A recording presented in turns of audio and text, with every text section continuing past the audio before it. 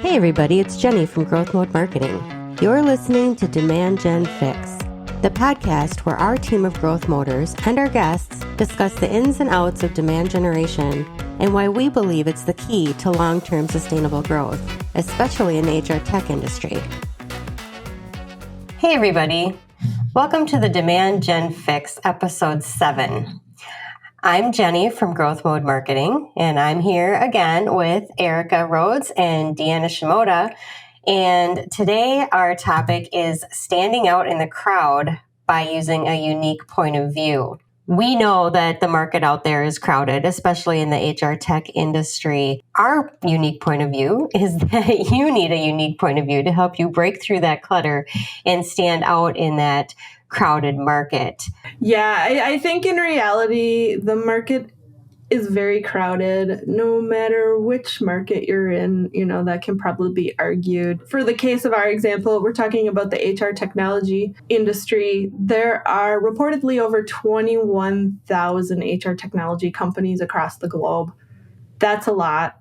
And you could argue you are not directly competing against all 21,000 vendors, but you are often competing against companies that are going for the same HR budget. So even if you have different solutions, and I'm a leader of HR, I've only got so much budget to go around. I'm going to pick and choose where I'm going to spend it. So technically you are competing against even more than just those that specifically do the same things that you do in that space. And I think defining and consistently delivering a unique point of view will help you break through that clutter and stand out in an overcrowded market. HR decision makers, HR technology decision makers specifically, are called on by salespeople more than anyone else in the organization, aside from maybe your IT professionals. That's a role within your organization that is constantly getting those messages and is constantly called on by salespeople and by technology salespeople. So I think that that's something that you also need to take into consideration, is the fact that the people that you're targeting, especially in our example of HR technology, the people you're targeting within an organization are being completely inundated with marketing messaging and cold calls and stuff like that. So it's really important that you can define a point of view that's going to stand out amongst those others and really set you aside from the rest of the market. And to be clear, as you said, Deanna, this isn't just an HR tech issue. This is happening in all different kinds of organizations and all different industries. We just happen to be talking about the HR tech industry today. Right. And I think, the things that we're going to talk about in this podcast are applicable whichever industry you're in the B2B space, because I think being able to stand out in the crowd is something as marketers we're all trying to accomplish. And the reality is, there's a lot of challenges when you're trying to sell in that crowded market. For example, we're talking about those HR tech buyers. So many solutions out there. I think it's so easy to be overwhelmed by the options. And the more options there are, the harder it can be to narrow in and choose and to even know all the options that exist. And, I kind of think of the example of when you go to a restaurant and the menu is really big, it seems great because there's lots of options, but then it's harder to choose, right? That's a really good example. Yeah, I think that you can tell they don't have a specialty.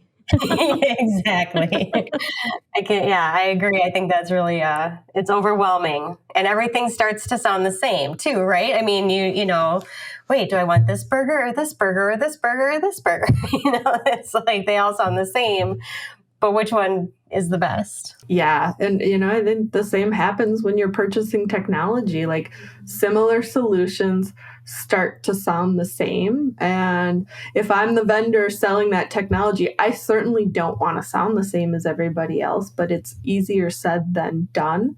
And, a prime example, the last HR technology conference that I went to, I walked the trade show floor. There were over 400 booths there. Everybody's trying to sell in the HR technology space. And there were a lot of different type of companies that were there, but they were all kind of focusing on the same themes that are really prevalent in the HR industry right now. And even when their products were different from each other, if you just went and looked at their booths, they looked like they were the same because they were, you have multiple different types of solutions. For example, talking about recruitment challenges and the challenge of retaining top talent and shortages in the labor market to fill positions that you have. So I think it was really easy in this particular example for these smaller companies to get lost in the crowd because there were so many booths and because everybody was talking about the same thing. And, just my own perspective, having been there, the big companies that spent crazy amounts of money to stand out were the only ones that really stuck in my mind. And if you're in the HR tech industry, you know who the big players are. You know who's spending $250,000 on their trade show experience versus the, up and coming tech company that gets a 10 by 10 booth and is spending significantly less. Like, it's really hard to compete. And so the question becomes, how do you stand out when you don't have those crazy big budgets that some of these well-known brands do?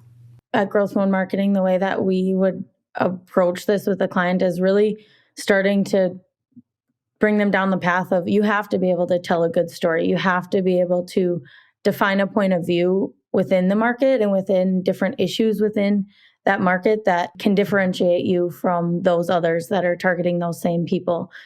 You really have to be able to take that point of view and then build out a framework of these messages that you want to bring to market and things that always go back and support that unique point of view that you have. I think that's really where the direction that we try to take clients is getting them to understand the importance of having that point of view. And this is different than just messaging and positioning and product-focused messaging. It's really, again, just being able to define that unique point of view within the market or a specific issue within that marketplace. Beyond that, you need to be talking about it over and over and over, right? You need to put that unique point of view into all of your messaging, into everything you do, all of the communications that you have out there to your audience has to have that unique point of view woven in. And it may be sounding redundant to you, but you need to keep repeating that over and over in order for it to resonate with your audience, because they're going to listen to it many, many times before it actually sinks in. Yeah, I want to go back to a point that Erica made that I think is really important to call out, and that is that a unique point of view is not the same as message positioning. I think message positioning, it's very product focused. It's about how your company and your products are different and kind of building out those differentiators. And I think where a unique point of view becomes really important is when you have companies that have weak differentiators. And what I mean by that is they come up with the very broad, vague type of differentiators that aren't differentiators. They're strengths at best, and they're the type of things that people expect when they're purchasing from you. Examples of that are superior customer service, our easy implementation process, our robust platform capabilities, our platform customizability. Like, these are things that I see companies, not just in the HR tech space, but in the technology space in general, and even beyond that, using as differentiators, and they're really weak. And you don't sound any different. And I can think back to a conversation I actually had at the HR technology conference a couple months ago, because I was going booth to booth and I was just asking them, like, how are you guys different? Just to see what people would say. And I had a conversation at one booth with a lovely team who they were like, well, our differentiation is our people. Like, we have amazing people. We get raving reviews from our customers, and our customer support is superior to our competitors. And I said, yeah, you know what? I hear you. But everyone can say that. And I've heard that at 6 other booths in this aisle alone. She's like, but we can prove it. I'm like, okay, tell me more. She's like, we have lots of case studies and testimonials of positive customer experiences. I said, I'm going to be real with you. I'm in marketing. I know any company can go to their very best clients and the people that they really connect with and are friends with and say, we need a case study. Are you willing to do this for us? Every company should have at least a few clients that really love them and can do that. So that doesn't make you unique and different. Those aren't really proof points that your customer service is superior. And quite frankly, if I'm the buyer and I'm buying from you, my expectation is that your customer service is superior. So I think a lot of companies make the mistake of thinking they've defined differentiators because they don't have any maybe real or meaningful differentiators, or they don't know how to identify those differentiators. And that's part of the reason that they sound like everyone else in the market. Because a lot of these companies are selling the same product, right? They are selling the same thing. They're, and you're competing for the same product. So it's not necessarily what it is you're selling. It's how you are putting your own spin on it. A question you can always go back to, and a question that really gets our clients thinking is, but do your competitors say that? Do your competitors claim they have superior customer service or customer care? Do they say that they have the most customizable platform? And 9 times out of 10, if not 100% of the time, we hear, well, yeah, they do. They do claim that too. And that's something I think that we can all get in the habit of just starting to think about, yeah, are these truly differentiators? Do our competitors say the same thing? And especially in the technology space where there's so many solutions out there with a similar offering, it's really important that you go through an exercise to determine what these things are versus focusing on those, maybe buzzwords we think of like customer service.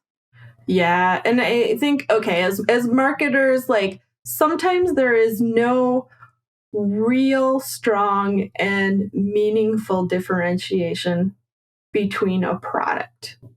And in the eyes of the buyer, you may look at things and say, well, clearly this is different and this is different.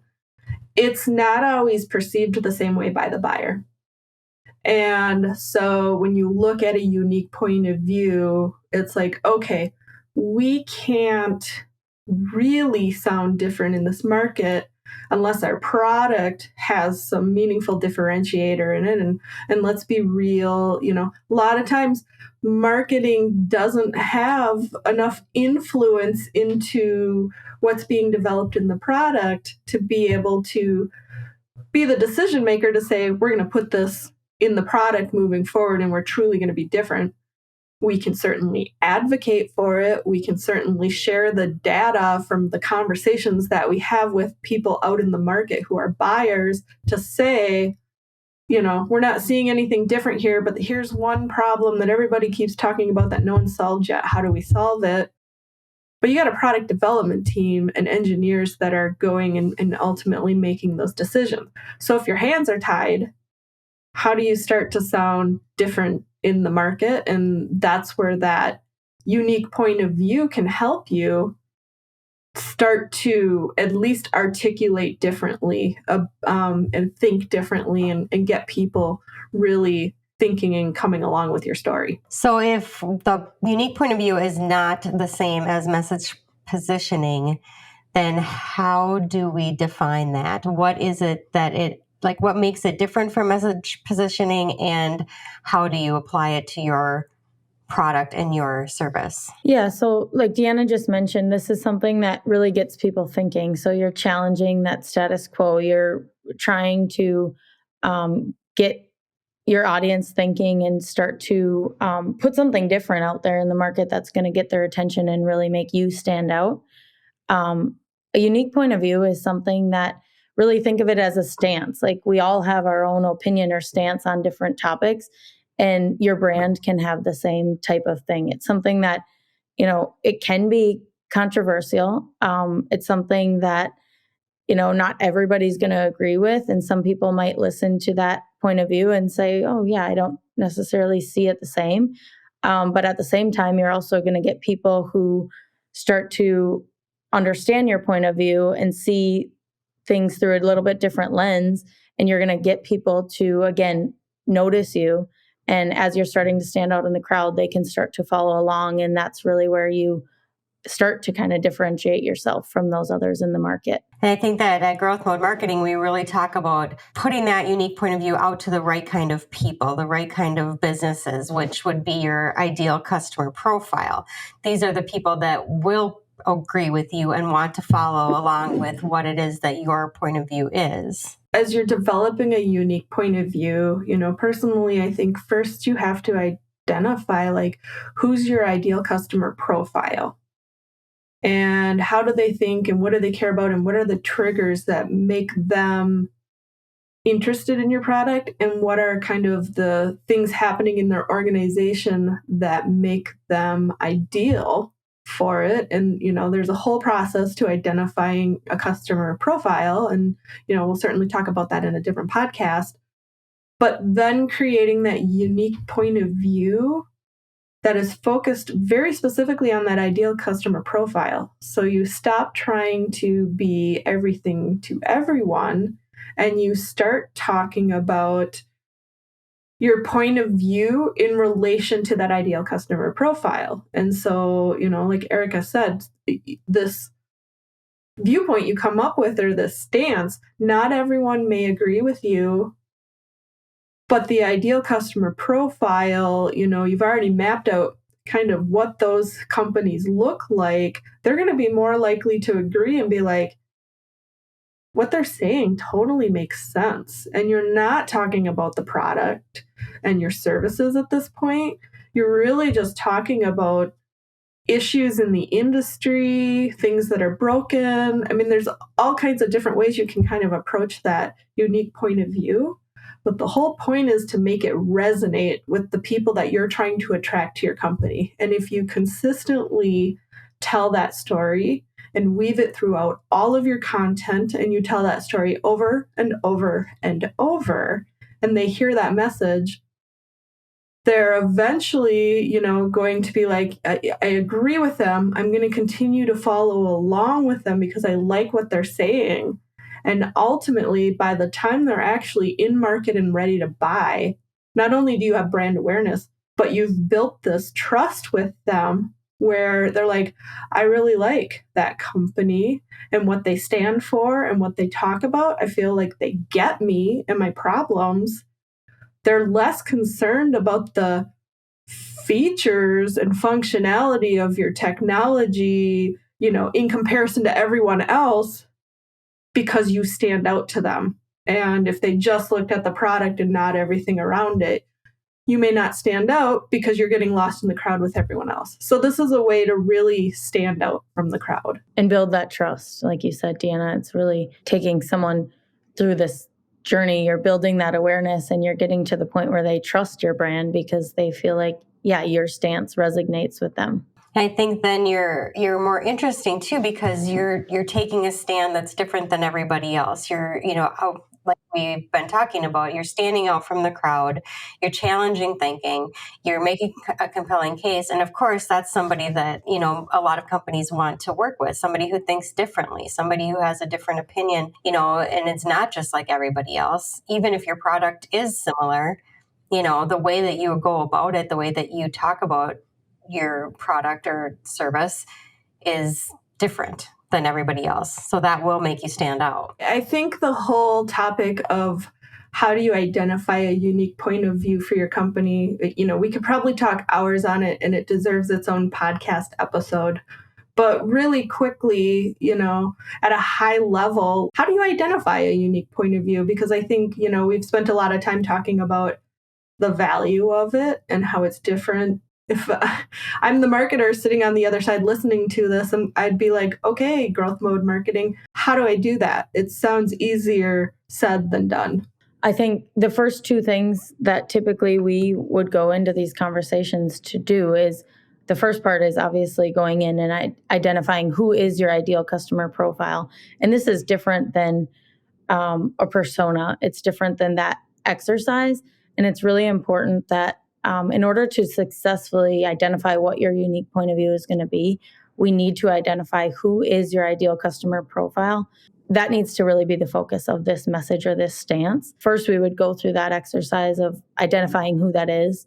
And then we would also go through, the next step would really be reviewing competitors and starting to determine, okay, how are your competitors actually positioning themselves?